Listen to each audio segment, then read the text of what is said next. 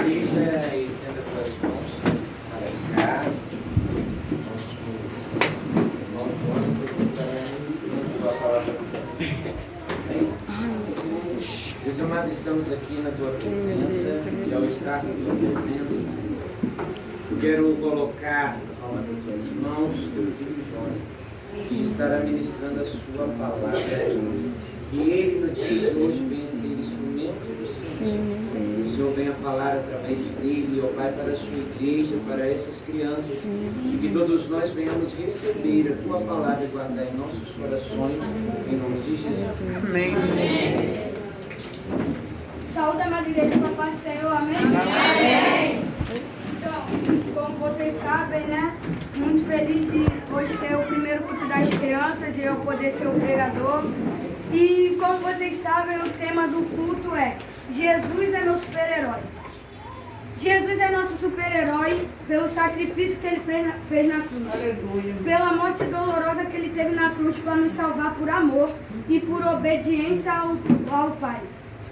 Então, é isso que eu vou entrar no assunto da pregação. Obediência. Será que nós estamos sendo obedientes ao Pai? Eu, quando era menor, eu queria ser igual a um super-herói. E hoje que eu me converti, eu levo Jesus Cristo como meu super-herói. E hoje eu quero ser igual a Ele. Não muda. Se quando eu era do mundo eu queria ser igual aos super-heróis mundanos, hoje eu vou ter que ser igual ao super-herói do céu. Aleluia! E na Bíblia tem muitos exemplos de obediência e desobediência. Só que um dos grandes exemplos de obediência está escrito em Gênesis, capítulo 22, versículo 1. A prova de Abraão.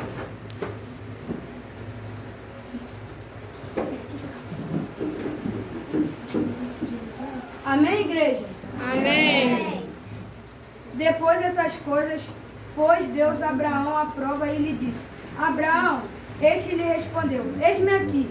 Acrescentou Deus: Toma teu filho, teu único filho, Isaque, a quem amas, e vai-te à terra de Moriá. Oferece-o ali em holocausto, sobre um dos montes que eu te mostrarei. Levantou-se, pois, Abraão de madrugada e, tendo preparado o seu jumento, tomou consigo 2 de seus servos e a Isaque, seu filho. Rachou lenha para o holocausto e foi para o lugar que Deus já havia indicado. Aqui já dá para perceber que Abraão foi obediente a Deus. Deus mandou ele pegar Isaque e ir para um monte e oferecer de sacrifício para Deus. E ali ele obedeceu. Pegou seu jumento, cortou lenhas e levou Isaque. Ao terceiro dia, erguendo Abraão os olhos, viu o lugar de longe. Então disse a seus servos: Esperai aqui com o jumento. Eu e o rapaz iremos até lá e, havendo adorado, voltaremos para junto de vós. Tomou Abraão a lenha do holocausto e a colocou sobre Isaque, seu filho. Ele, porém, levava nas mãos o fogo e o cutelo. Assim caminhavam ambos juntos. Quando Isaque disse a Abraão, seu pai: Meu pai, respondeu Abraão: Eis-me aqui, meu filho. Perguntou-lhe Isaque: Eis o fogo e a lenha, mas onde está o cordeiro para o holocausto? Respondeu Abraão: Deus proverá para si, meu filho, o cordeiro para o holocausto. Então aqui já dá para perceber que Abraão tinha muita fé e obediência a Deus. Aleluia, Jesus. Ele teve a coragem de o filho dele perguntar: onde está o sacrifício? O que nós iremos sacrificar para o Senhor? E ele falou: Deus proverá. Será que nesses dias de hoje nós faremos qualquer coisa para Deus? Nós abriríamos mão da nossa vontade para obedecer a Deus? Para fazer a vontade dele? Nós sabemos que a vontade de Deus é boa, perfeita e agradável. Aleluia. Mas nem sempre nós queremos fazer a vontade dele. Nós hoje queremos um evangelho de facilidade, onde a gente tem o nosso ego inflado e não obedecemos às coisas que Deus fala para nós fazermos. Será que nós teremos coragem de fazer igual a Abraão? Chegará um dia que nós teremos que sacrificar muita coisa na nossa vida. Até hoje mesmo nós temos que sacrificar muita coisa. A volta de Jesus está breve. E o anticristo também está breve. Será que você vai ter peito para enfrentar a uma morte de um filho seu, de uma mãe sua, ou até a sua própria morte, só para obedecer a Deus e você ter um galardão no céu? Será que mesmo nós ouvindo a palavra, nós faríamos isso? E no versículo 9, chegaram ao lugar que Deus lhe havia designado. Ali edificou Abraão um altar. Sobre ele dispôs a lenha, amarrou Isaque seu filho e o deitou no altar em cima da lenha. E estendendo a mão, tomou o telo para imolar o filho. Mas do céu lhe bradou o anjo do Senhor e lhe disse: Abraão, Abraão. Ele respondeu: Eis-me aqui. Então lhe disse: Não estendas a mão sobre o rapaz, e nada lhe faça, pois agora sei que temes a Deus, porquanto não me negaste o teu único filho. Então aqui Deus prova a Abraão, pedindo para ele colocar o filho dele por sacrifício. E Abraão foi obediente até o final. Só que Deus disse que ele não precisaria. Muitas das vezes nós temos prova na nossa vida e não queremos ir até o final dessa prova. Nós temos que ir até o final dessa prova. Até nós crianças, né? Obediência, porque Deus colocou uma pessoa na terra responsável por nós, que é nossos pais e nossas mães. E nós temos que obedecer ele. Na terra eles são nossas autoridades. Então nós temos que seguir o que eles dizem, assim como a irmã Cida disse. Conselho de mãe é coisas preciosas para a nossa vida. No futuro nós vamos lembrar desses conselhos e vamos falar: bem que minha mãe disse isso. E é melhor a gente ser repreendido por nossas mães agora do que no futuro nós quebrarmos a cara. Então, aqui no versículo 12, Deus falou que ele não precisaria sacrificar o seu filho, pois foi uma prova para ver se ele estava firmado em Deus. Será que nós estamos firmados em Deus? Então, que nós temos que se firmar em Deus, estar firmado na rocha, para quando vier as provações, nós não ficarmos de mimimi. Nós temos que ser a geração crente. Nessa geração é muito mimimi, mas nós, crianças, temos que ser a geração que vai mudar esse mimimi. Aleluia! Ser a geração que vai chegar e vai falar: Senhor, eis-me aqui, eu obedeço a tua palavra. Aleluia! Glória a Deus! Se o Senhor está falando comigo, eu não vou ignorar. Eu vou fazer a tua vontade. Porque muitas das vezes renunciar na nossa vida é difícil. Mas o pastor já pregou que obedecer é melhor do que sacrificar. Então muitas das vezes nós temos que abandonar o nosso eu. Muitas das vezes não, sempre. Nós temos que abandonar o nosso eu para a vontade do Espírito Santo reinar em nossa Louvado carne. seja Glória a Deus, Deus vai estar te provando. E por que eu digo que nós temos que ser igual a Jesus? Se Jesus é nosso super-herói, nós temos que ser igual a ele. Jesus foi provado, mas ele não caiu em nenhuma das provações do inimigo. Por quê? Porque ele estava firmado na rocha. Porque ele obedeceu ao Deus Pai. O Deus Pai mandou ele vir à terra e se humilhar como ovelha. E ele veio à terra e se humilhou. Glória! Ele morreu naquela cruz por nossos pecados. Aleluia! E para obedecer à vontade do Pai. Vocês pensam que o inimigo não provaram a Deus? Claro que o inimigo provou a Jesus. Claro que ele provou. Só que Jesus foi forte em todas as provações. E além desse exemplo de uma pessoa que obedeceu a palavra de Deus, nós temos exemplo de pessoas que não obedeceram a palavra de Deus. E está escrito em...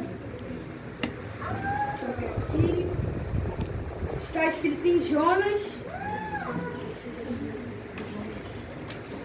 capítulo 1. Louvado seja o teu nome, Senhor.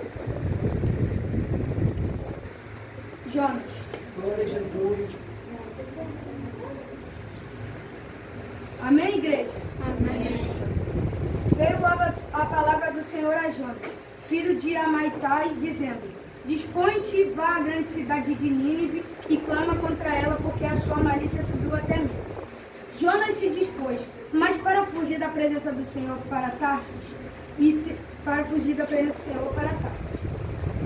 tendo descido a Jope, achou um navio que ia para Tarsis. Pagou, pois, a sua passagem e embarcou nele, para ir com eles para Tarsis, para longe da presença do Senhor. Então aqui Senhor mandou Jonas ir pregar em Nínive porque aquela cidade estava muito corrompida. A cidade estava fazendo coisas que não agradavam a Deus. E Jonas ouviu aquilo ali e simplesmente ignorou aquilo. E dali Jonas pegou um navio e fugiu de Nínive, e não foi para Nínive e fugiu para Tarsis. Mas o Senhor lançou sobre o mar um forte vento e fez-se no mar uma grande tempestade. E no navio estava ao ponto de se despedaçar. Então os marinheiros, cheios de medo, clamavam cada um ao seu Deus e lançavam ao mar a carga que estava no navio, para o aliviarem do peso dela. Jonas, porém, havia descido ao porão, se deitado e dormia profundamente. Para vocês verem como ele devia ter fugido mesmo. Como é que numa tempestade ele consegue dormir? Aleluia, Deus. Em versículo 6. Chegou-se a ele o mestre do navio e lhe disse: que se passa contigo, agarrado no sono? Levanta-te e invoca a teu Deus. Talvez assim esse Deus se lembre de nós para que não pereçamos. E diziam uns aos outros: vinde e lancemos sortes para que saibamos por causa de quem nos sobreveio este mal, e lançaram sortes. E a sorte caiu sobre Jonas. Então lhe disseram: declara-nos agora por causa de quem nos sobreveio este mal. Que ocupação é a tua? De onde vem? Qual é a tua terra? E que povo tu és? Ele lhes respondeu: sou hebreu e temo ao Senhor, o Deus do céu, que fez o mar e a terra. Versículo 10. Então os homens ficaram possuídos do grande temor e lhe disseram: que é isto que fizeste? Pois sabiam os homens que ele fugia da presença do Senhor, porque lhe havia declarado. Disseram: que te faremos para que o mar se nos acalme, porque o mar se ia tornando cada vez mais tempestuoso. Respondeu-lhes: tomai e lançai-nos ao mar, e o mar se aquietará, porque eu sei que por minha causa vos sobreveio essa grande tempestade. Entretanto, os homens gemavam, esforçando-se por alcançar a terra, mas não podiam, porquanto o mar se ia tornando cada vez mais tempestuoso contra eles. Então clamaram ao Senhor e disseram: Senhor, rogamos que não perecemos por causa da vida deste homem, e não faças cair sobre nós este sangue. Quanto a nós inocentes, porque tu, Senhor, fizeste como te aprouve. E levantaram a Jonas e o lançaram ao mar, e cessou o mar da sua fúria. Temeram, pois, esses homens em extremo ao Senhor, e ofereceram sacrifício ao Senhor e fizeram votos. Deparou o Senhor em um grande peixe para que tragasse a Jonas, e esteve Jonas 3 dias e 3 noites no ventre do peixe. Então, aqui, o Senhor falou com Jonas para ele ir para Nínive, e ele abandonou e foi para Tarsis. E assim ele foi para um navio, e no navio começou uma tempestade muito grande, no navio a caminho a Tarsis.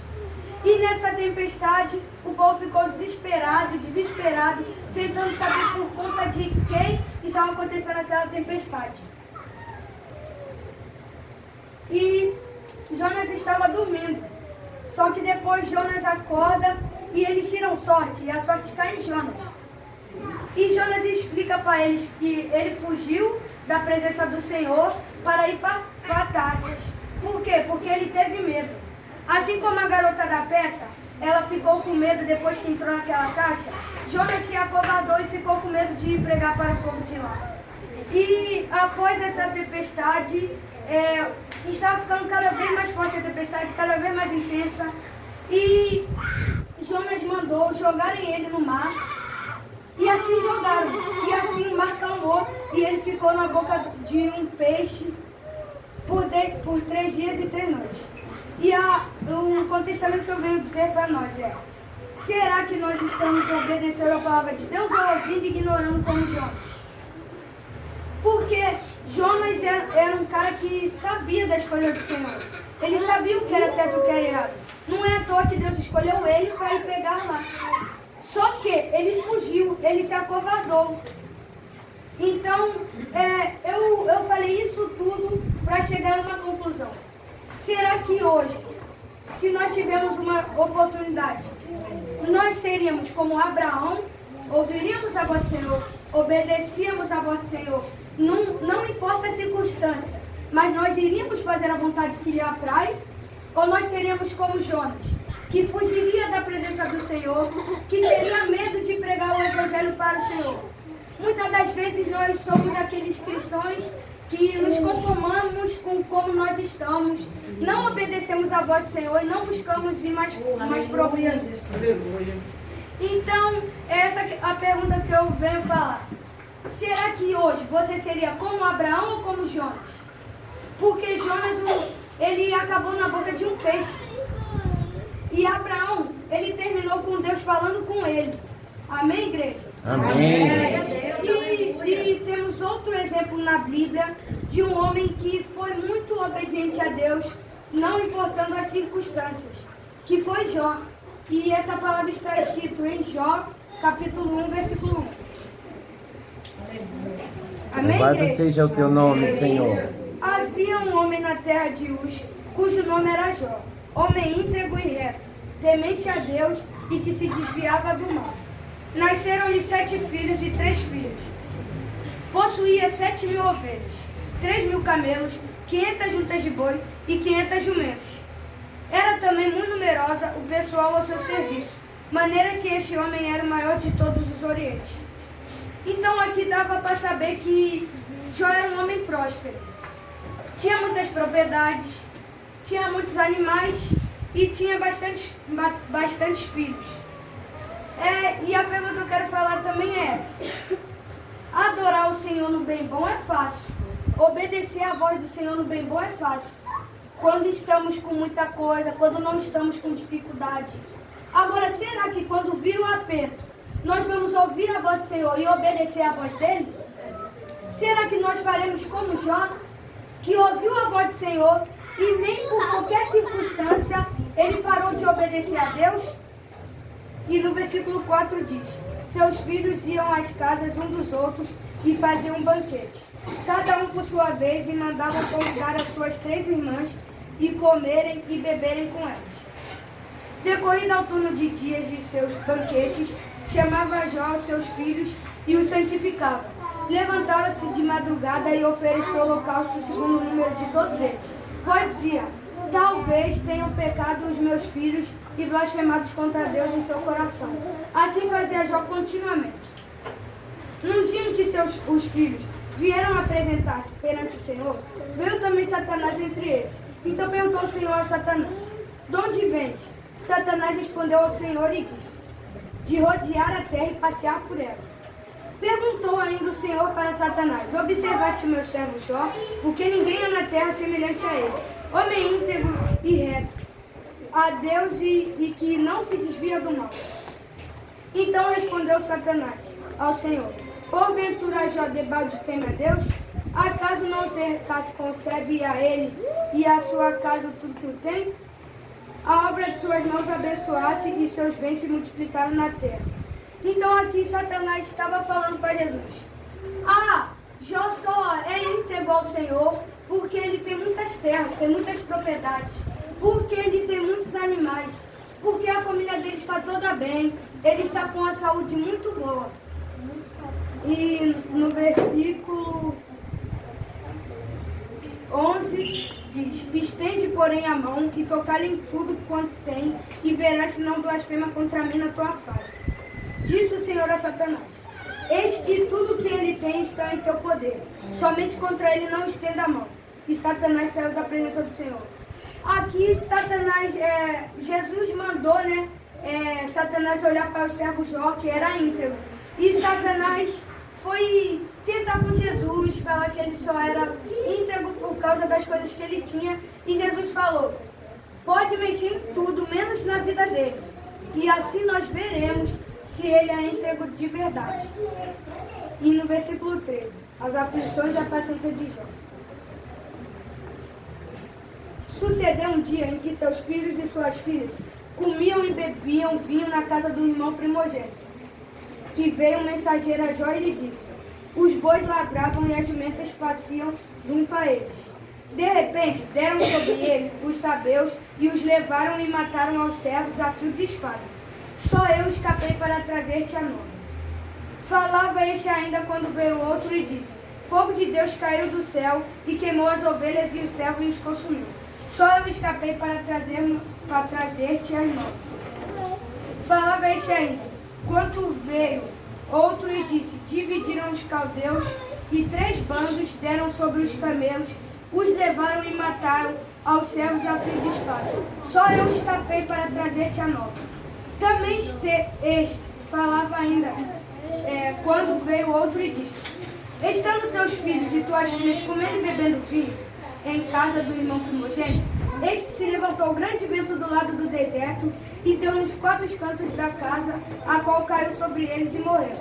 Só eu escapei para trazer nós. Então Jó se levantou, rasgou o seu manto, raspou a cabeça e lançou-se em terra e adorou. E disse: nu saí do ventre da minha mãe e nu voltarei.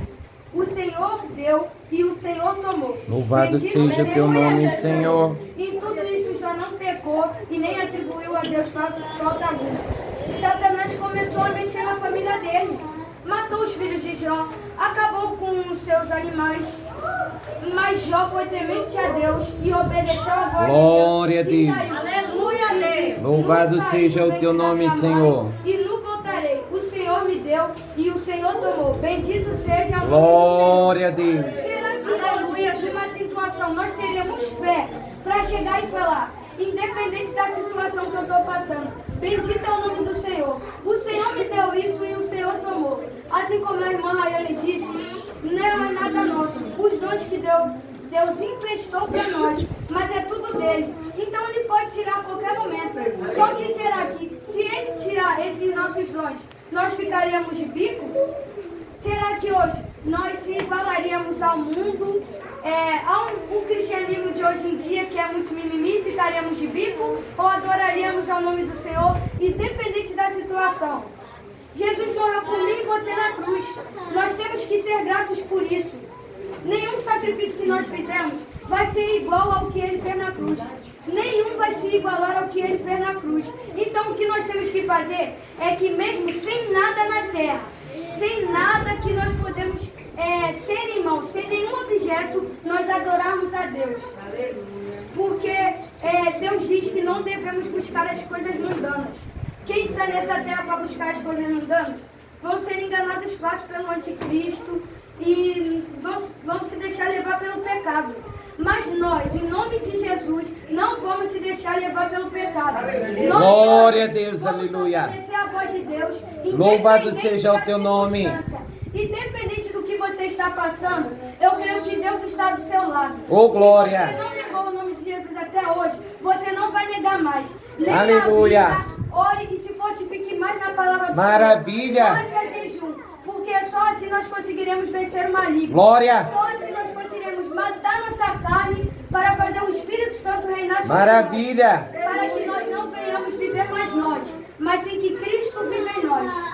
E eu queria dizer que Jó foi um homem íntegro e Jonas foi um homem que fugiu da presença de Deus. E eu queria dizer aqui, será que nós estamos como essa menina que falamos assim, Deus não está vendo, vou fazer aqui rapidinho e vou sair. Só que nós temos que entender uma coisa, o pecado é vicioso. Quando a gente começa a pecar, é difícil de sair do pecado. Então nós não devemos falar, vou fazer isso daqui rapidinho, daqui a pouco eu saio. Jesus nem vai ver que eu estou fazendo isso, vai ser rapidinho. Na igreja eu sou crente, lá fora eu vou fazer coisas não devidas, lá fora eu vou deixar ser influenciado pelos amigos, lá fora eu vou estar fazendo coisas erradas, e aqui dentro da igreja eu vou ser um santinho. Ninguém está vendo, mas eu te digo, Jesus está vendo o que nós estamos fazendo. Glória. Há todo tempo Ele está te observando. E naquele grande dia, não vai ter como você escapar da verdade. Não vai ter como você esconder as coisas que você fez. Não vai ter como. Vai estar no livro da vida. Se seu nome não estiver no livro da vida, você vai para o inferno. E aí, o que você vai fazer? E aí, aqueles momentos de prazeres rápidos que você fez na hora e pensou que ninguém estava vendo. Só que nós não devemos nos conformar com esse mundo. Tudo que é desse mundo é momentâneo. Então nós temos que buscar a presença de Deus, que é eterna, e lá nós teremos galardão lá em cima com ruas de ouro. Amém? E muitas das vezes eu falo essa palavra, irmão, de obediência, porque primeiro ela bate em mim, para depois ir para vocês, tá? Primeiro eu escuto essa palavra, eu tento tomar meu jeito, e depois vocês tomam o seu jeito. Então, muitas das vezes bate aquela preguiça, não vou ir para a igreja. Como o Luan disse, tá frio, não vou para a igreja. Mas não é isso que Deus quer de nós. Nós temos que ser obedientes a Deus todo o tempo. E está escrito na palavra que quem está cansado e sobrecarregado, Ele vai aliviar. Glória a Deus! Aleluia! Se você chegou do trabalho cansado, sobrecarregado, com muitas coisas para fazer em casa, aí eu venho te fazer a pergunta: quem é a sua prioridade? É Deus ou é aquela sua cama fofinha? Será que você está negando Jesus por simples coisas?